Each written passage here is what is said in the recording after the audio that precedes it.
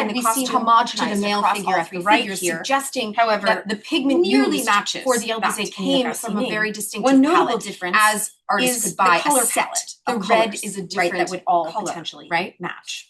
And this where were these homogenized across all three figures, suggesting the pigment used in this album is came from a very distinctive palette. It appears to be applied with a stencil artists could buy as well as by hand. Colors. We see both applications in the album's first plate. The color where we're demarcating this shoe. Now the treatment of the pigment in this album is twofold. It appears to be applied with a stencil, draws a hard, clear line indicating we see both applications to register the paint on top of the page. The colorant demarcating this shoe in a different garment on the same figure right here. His apron is decorated with undulating and irregular marks. Draws a hard, clear line indicating a template that was used to register the paint on top of the page. Evidence of pigment pooling, even smudging. Different together, these on the same figure suggest his apron is decorated with an undulating and irregular. He was able to use both the more concentrated and color paint. Now, I just want to quickly evidence of pigment pooling here, and I don't have to. So together, these techniques, but also we can suggest that some of these plates artists were also covered. Right? He was able to use both the stencil and the hand. So part of the scientific analysis will include a testing here, and I won't varnish as to talk about it. But now, also we can see that some of these plates were also covered in a varnish, which is additive process of painting photographs, allows part of the to insert themselves into an already included testing of that. Right? We see varnish as well. We've known the LBZ as a dare I say, this complete work. And so here we see this painted, the synergistic and additive process of painting photographs. Now, what if this insertion is also a disruption? Into a disruption of gendered hierarchies. You've known the LBZ as a now, despite the rarity, luxury, and the outlandish, right? And so here we see this painted because indeed they were very an insertion into that complete work. The mostly now, what if this insertion is also a disruption? A disruption of Europe gendered hierarchies of image making. Occupied now, despite the rarity, luxury, and the outlandish cost of hand we don't even know the names they were very expensive. As Elizabeth Fraser has observed about the gendered practice of coloring prints in the 18th and 19th centuries, Europe and the United States, the feminization of the specialized art of hand coloring and often confirms its position status as a secondary process we don't even know the names. A perception that is bound up as well. As Elizabeth Fraser has observed about the gendered practice of coloring prints in the 18th and 19th centuries, book-selling business, the feminization of specialized art of hand coloring, the association of color and especially secondary process within the making of images. A perception that is generally associated with costumes and textiles. The subaltern status of color. What happens when we invoke the potentially female colorist as an intriguing counterpart author in the association of color and the album was with painted outside of the empire? Something generally associated. Could it have been done by Islamic a woman? And here I'm showing you what happens when we invoke the potentially female American trade journals. Another, the Philadelphia photographer. If the album was 2 pages painted outside of the empire and women as retouchers, could it have been done by and painters? A woman. And here I'm showing you or noting advertisements in American trade journals. Now, in the history of art, photographic meaning and authorship, 1980s. 2 pages which list both men and women as retouchers. Historical biographies of Pascal Seba have been advertising their services or noting that they were moving about. But it is because in the history of art, photographic meaning and authorship can expand on our understanding of this are often collapsed beyond the confines of artistic biography. Historical biographies of Pascal Seba have been researched and written. As Tina Kemp suggests, we must suspend our investment but it is because of such scholarly diligence that my study can expand on our understanding rather than illustration or beyond the confines of artistic biography and the restrictions. And as I discuss in my forthcoming book, the material as Tina Kemp suggests, we must suspend our investment in historical biography and instead enact the history of commercial and creative collaboration with their multi-layered composition, these hand-painted colotypes. And as I discuss in my forthcoming book, the material composition, interweaving history of networks of industry and art, enact a history of commercial and creative collaboration. With their multi-layered composition, these hand-painted colotypes become tactile and transmittable. And next we have Hazal Özdemir. Again, thank you to Hazal for organizing this workshop. It's going to be fantastic. It is fantastic. Hazal is a historian of the modern Middle East with a focus on migration, citizenship, and visual next we have Hazal Özdemir. She is currently the Manugian postdoctoral fellow for organizing in history this workshop. And earned her PhD in history from Northwestern University. Hazal is a historian of the modern Middle East with a focus on migration, citizenship, and visual documentation. She is currently the Manugian postdoctoral fellow in imperial history and earned her PhD in history from Northwestern University in 2024. Hazal is currently working on her first monograph, tentatively entitled, I love this title, Framing the Transit, Armenian Migrants in Imperial Regimes of wonderful Subjecthood. talks. It is hard to follow 2 very good talks. I don't know how to use it. Leading the discussion and introducing us.